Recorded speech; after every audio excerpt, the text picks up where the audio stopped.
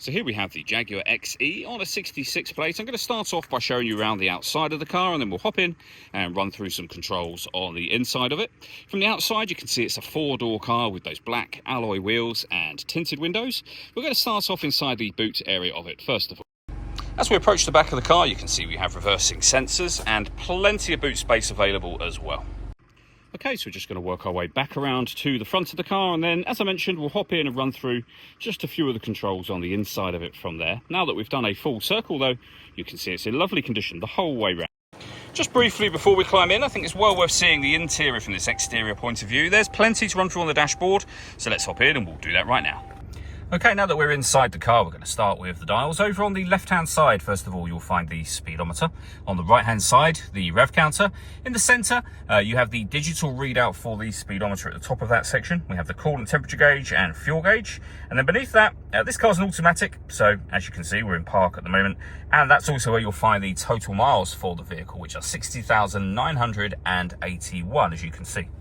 If we back out to the steering wheel next, over on the left-hand side, we have stereo controls, we have phone controls, and on the right-hand side, we have our cruise control and speed limiter. Behind the steering wheel, the minus and plus paddles, so that you can change up and down a gear manually with this automatic gearbox, should you wish to do that. And then over into the center, the main touchscreen for the car. A few physical buttons, as you can see. So, for example, this one will take you back to the home screen that you are looking at currently, where you can then access your media. So you can turn your music on, first of all, and then from up here, you'll be able to access DAB, FM, AM radio, auxiliary input. You'll also be able to stream your music wirelessly once you've paired up your phone as well. Pairing your phone is easy. Hit the phone button, and then yes from there, which we're not going to do at the moment. We have a climate control menu. We have physical buttons for the climate control as well. But on here, it'll allow you to determine what direction you'd like the air to be distributed in.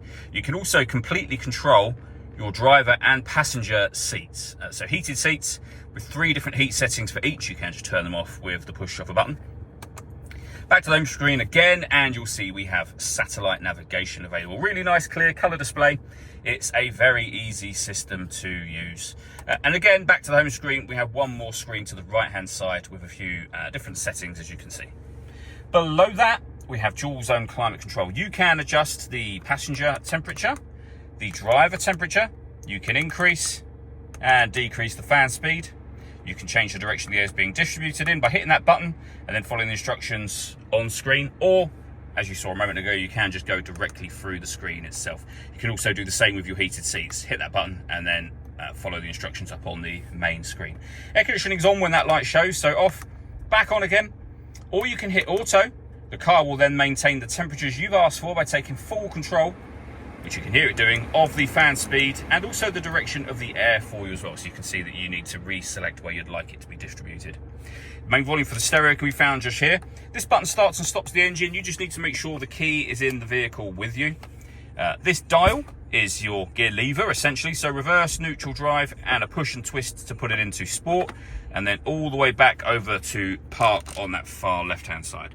You can turn off the stop and start in this car. You can turn off the traction control, and you can change the driving setup. So we're in kind of everyday, normal driving mode. You can put it in dynamic track mode, back to normal, eco, or all weather at the far right-hand side here. So most of the time, you'd probably find you'll be in this section. Last of all, we then have an electronic handbrake and a couple of cup holders as well. All that leaves me to say is thank you for taking the time to watch this video. If you'd like to come and see the car for yourself and have a test drive, please feel free to give us a call here at Surrey Specialist Cars. We'd love to hear from you.